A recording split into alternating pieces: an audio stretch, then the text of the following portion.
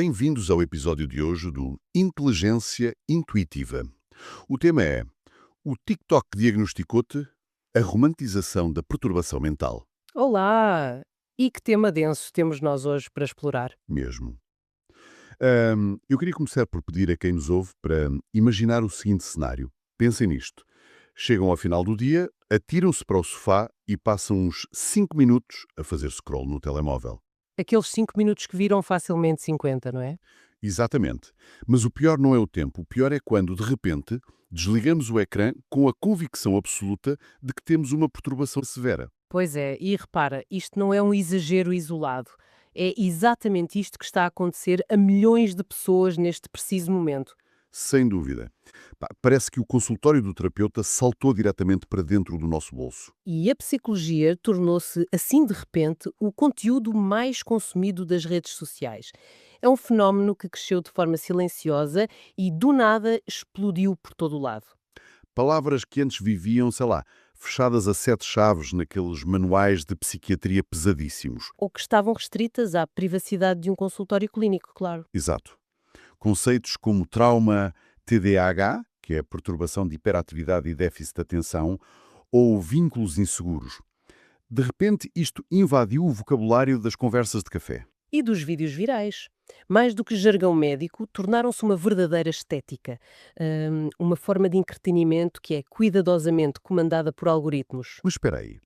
Antes de começarmos a analisar as falhas e os perigos desta moda toda, não será melhor ter este excesso de informação nas redes do que voltar à idade das trevas da saúde mental? Como assim? Quer dizer, durante décadas, o sofrimento psicológico era um tabu gigantesco. As pessoas pura e simplesmente sofriam em silêncio. As famílias escondiam os problemas, não se falava do assunto. Claro, percebo onde quer chegar. Não será natural e até benéfico que as pessoas procurem respostas onde passam mais tempo. Sem dúvida. O que é fascinante aqui é que esta democratização, esta literacia psicológica, teve um impacto real. E extremamente positivo. Positivo no sentido de dar nome às coisas, certo? Sim, historicamente, basta pensarmos nas mulheres. Iam aos médicos com queixas de exaustão ou dores crónicas e viam os seus sintomas rotulados como histeria ou nervosismo. Pois, a clássica desvalorização médica. Exatamente. Ou, por exemplo, as pessoas neurodivergentes, ou seja, pessoas cujo cérebro processa a informação e os estímulos de forma diferente do padrão habitual. Passaram 40 anos a achar que eram apenas preguiçosas ou problemáticas. Imagino o alívio profundo de finalmente conseguir pôr um nome em algo que condicionou a vida inteira. Deve ser libertador. Precisamente, essa acessibilidade à informação tirou finalmente o sofrimento do domínio da falha moral. O problema é que essa libertação inicial deu origem a uma mutação cultural muito problemática. Qual é a fronteira crítica, então? A fronteira crítica começa a ultrapassar-se quando a saúde mental deixa de ser tratada como um processo clínico, um processo que devia ser focado em compreender a dor para a curar ou mitigar. E passa a ser o quê? Passa a ser uma moeda de troca, uma ferramenta para obter capital social e uma identidade no mundo digital. Pois, e é aí que entra a máquina gigantesca dos algoritmos.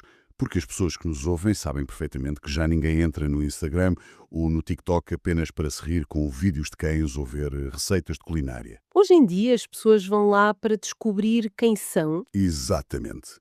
Vão procurar peças para um puzzle existencial e acabam por encontrar criadores de conteúdo que oferecem respostas em 30 segundos. Títulos como 5 sinais subtis de que tens a síndrome do impostor. Ou aqueles do género traços invisíveis de uma infância com vínculos inseguros. E já agora, para quem não tem presente o termo vínculos inseguros, são dinâmicas na infância que dificultam a forma como confiamos nos outros na vida adulta. Pois, e basta um vídeo destes aparecer no feed, bater certo com um ou outro pormenor do nosso dia-a-dia e a máquina arranca. Arranca a toda a velocidade. A mecânica algorítmica por trás disto é fascinante, mas assustadora. Porque, repara, o algoritmo não tem um filtro de precisão científica. Claro que não. Ele não se preocupa em curar ninguém. A única métrica que importa ali é a retenção de atenção. O sistema utiliza a neurobiologia básica contra o próprio utilizador. Ou seja, se alguém teve um dia mau e reage a um vídeo sobre, sei lá, paralisia por análise e TDAH, Exato. O sistema registra esse microcomportamento e não pensa, vamos ajudar esta pessoa. Pensa antes, Vamos enviar mais 50 vídeos sobre isto, porque valida o que a pessoa está a sentir e mantém-a presa ao ecrã. E em poucos dias, o feed transforma-se numa autêntica câmara de eco, uma bolha que valida e amplia inseguranças perfeitamente normais. Mas sempre embaladas com rótulo de doença crónica ou de perturbação profunda.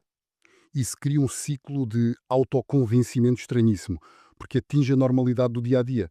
Pá, dou-te um exemplo caricato que me aconteceu. Força. Há umas semanas, estava a tentar preencher uma folha de cálculo aborrecidíssima na sexta-feira à tarde.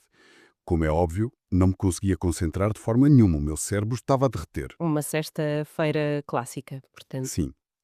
Então, peguei no telemóvel e apareceu-me um vídeo que dizia: a incapacidade de focar numa tarefa rotineira é o sinal número 1 de TDAH no adulto. Uau! Isso é o exemplo perfeito da patologização da experiência humana e expõe bem o absurdo para onde caminhamos. Ser um adulto funcional é, muitas vezes, desconfortável. É chato, sim. Implica ter dias de apatia, implica não querer fazer tarefas tediosas, sentir tristeza profunda perante uma frustração amorosa ou ansiedade perante uma decisão difícil. Mas parece que a hiperexposição a estas categorias clínicas nos está a roubar isso.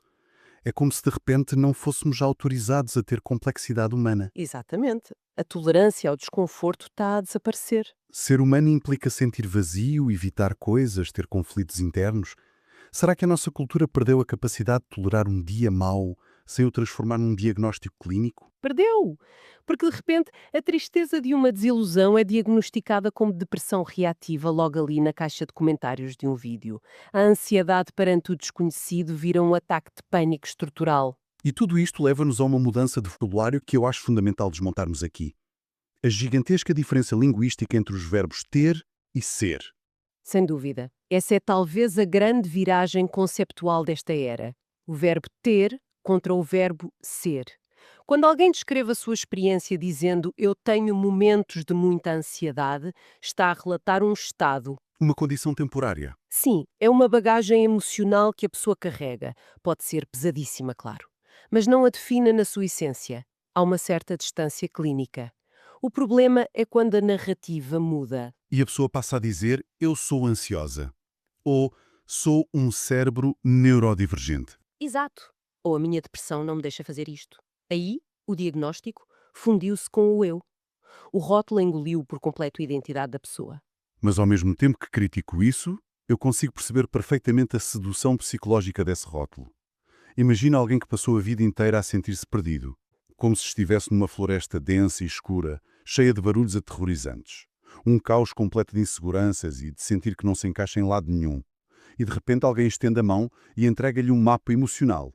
E o mapa tem um nome clínico, claro. Precisamente. Mesmo que o mapa diga estás no pântano da disfunção executiva, o simples facto das coisas terem um nome reduz o nível de terror imediato. A pessoa sabe onde está. O rótulo traz ordem ao caos. A tua analogia do mapa é muito boa, porque captura exatamente um momento de alívio. Esse mapa liberta. É inegável. O problema é quando a pessoa, em vez de usar esse mapa recém-descoberto para procurar a saída do pântano e recuperar a sua qualidade de vida, decide montar lá uma tenda. E diz: eu agora moro no pântano. Esta é a minha personalidade para sempre. E o mais perverso é que, na internet de hoje, montar uma tenda no pântano do diagnóstico é algo amplamente recompensado. A vulnerabilidade e a linguagem clínica geram interação, geram likes e, mais importante do que tudo, geram pertença. Porque numa sociedade cada vez mais solitária, o sofrimento passou a ser o clube VIP, onde é mais fácil entrar. É exatamente isso. Pessoas despojadas de comunidades tradicionais encontram o seu grupo de afinidade numa simples hashtag de saúde mental. Epá, e é incrivelmente sedutor ver milhares de pessoas a dizer: uau, pensei que o meu cérebro era o único a funcionar assim. O cérebro social do humano recompensa essa integração incondicional e, assim, o diagnóstico deixa de ser uma ferramenta terapêutica para passar a ser uma espécie de estatuto de cidadania digital. Pois, a quantidade de pessoas a interagir, a partilhar vídeos e a rever-se nestes diagnósticos online é avassaladora. Estamos a falar de milhões. Sim, milhões de pessoas todos os dias. Nós não podemos simplesmente dizer que é tudo uma encenação ou uma moda frívola. Não parece minimamente plausível que estejam todos a inventar sintomas só para ter visualizações. Alguma coisa estruturalmente errada tem de estar a acontecer para tanta gente sentir que o próprio cérebro está avariado. Claro, Seria um erro intelectual grave e até uma crueldade enorme invalidar os sintomas que as pessoas reportam.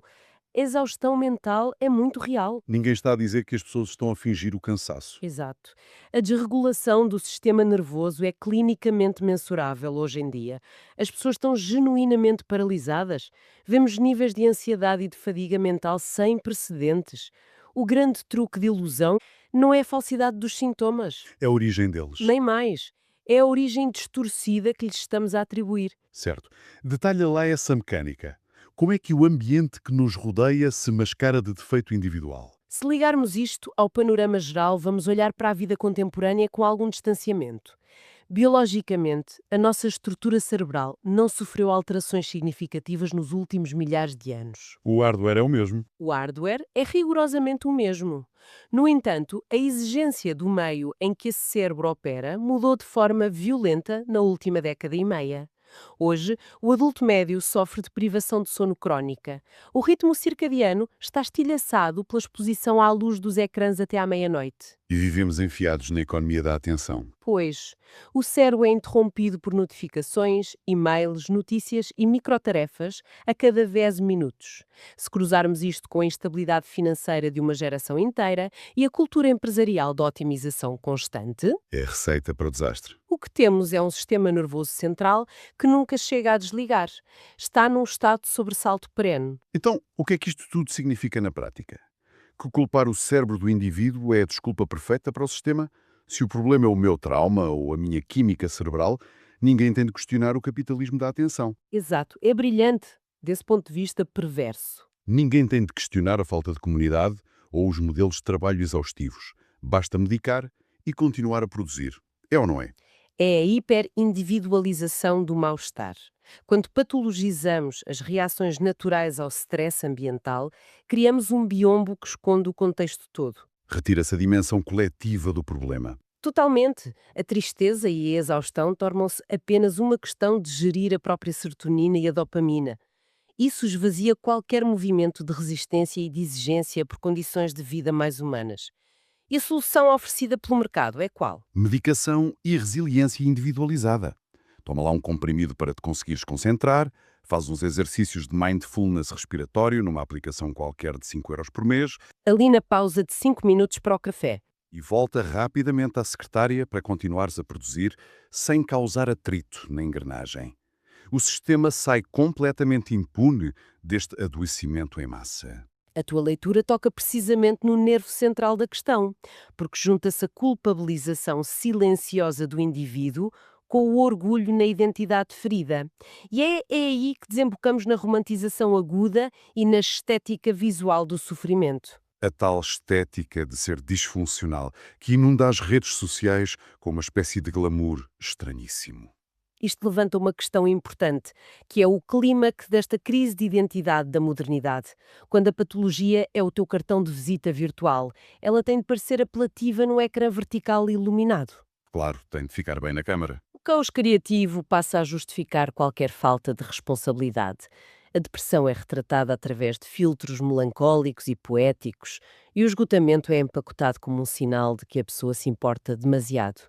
Tudo é suavizado para caber no molde cool. Mas e quem é que paga o preço mais alto desta estetização toda? Os doentes reais. Aqueles que realmente lutam contra estas perturbações no nível mais escuro e severo, porque a verdadeira doença mental incapacitante não tem nada de poético ou partilhável, pá. Não é de todo fotogénico. Não é estar na cama a ouvir música triste com uma luz acolhedora. É não ter energia física para ir ao banho durante uma semana. É afastar de forma agressiva as pessoas que se amam, falhar obrigações básicas e perder o controle sobre a própria vida. E quando a cultura digital dilui conceitos gravíssimos como a depressão clínica ou as perturbações de personalidade em meros traços peculiares. A verdadeira dor acaba silenciada. Deixa de ter palco porque é desconfortável demais para dar likes. E sabes o que me impressionou muito? A raiz psicológica disto tudo. O ser humano moderno observa-se continuamente a sentir. A tal hiperconsciência perpétua. Isso. Nós já não fluímos com os dias. Se eu sinto um formigueiro nas mãos, ou nervosismo antes de conhecer pessoas novas, já não penso, estou só envergonhado. O cérebro começa logo a trabalhar. Será que isto é ansiedade social estrutural? Será que o meu sistema nervoso ativou a resposta de luta ou fuga por causa de um trauma reprimido na infância? Exatamente. Nós estamos a escrutinar as nossas microemoções como se fôssemos o nosso próprio projeto de laboratório psiquiátrico. E a dúvida que emerge disto tudo é muito dolorosa. Por que é que não largamos o rótulo? Se pudermos escolher melhorar, por que é que há tanta resistência? Porque para muitas pessoas, largar o diagnóstico significa mergulhar no vazio existencial mais absoluto. Historicamente, a nossa identidade era construída em espelho com a comunidade. Com os vizinhos, as associações. Pelas dinâmicas familiares, profissões duradouras, tradições, muitas dessas estruturas foram varridas. De repente, as pessoas dão por si numa planície isolada e perguntam afinal quem sou eu. O diagnóstico clínico oferece uma resposta rápida. Traz um manual de instruções para a vida. Sim, e justifica o porquê de o mundo ser tão cansativo. Se retirarmos o escudo do TDAH autodiagnosticado, o que sobra? É preciso reconstruir a personalidade a partir do zero, suportar o falhanço e arriscar, sem desculpas terapêuticas. Isso é aterrador. É a diferença entre compreender a dor para encontrar a saída ou usar a dor para decorar as paredes da prisão. A literacia mental deveria dar-nos estrutura para gerirmos as nossas falhas com compaixão e não convencer uma geração inteira de que a fragilidade precisa sempre de uma patologia para ser legítima. Sem tirar nem pôr. A vida humana carrega um peso intrínseco. Há episódios que doem sem que exista qualquer fratura no nosso cérebro. E deixo aqui uma reflexão final. Um rótulo pode trazer luz a padrões e devolver dignidade, mas não abrange a dimensão total de uma vida. Sem dúvida. Perante alguém em sofrimento, a questão nunca deve ser apenas o que é que está errado. A exploração mais importante é quem é a pessoa para além do diagnóstico. Reduzir a pessoa àquilo que a magoa é trancá-la na sua própria ferida para sempre. Que forma perfeita de ancorar toda esta conversa. A nossa bagagem não pode ser a nossa morada final. Espero que esta reflexão também vos tenha deixado com o cérebro a fervilhar de questões. Bem, espero que tenham gostado. Obrigado por estarem aí. Não se esqueçam de seguir o canal, isso é mesmo importante para nós. Até breve.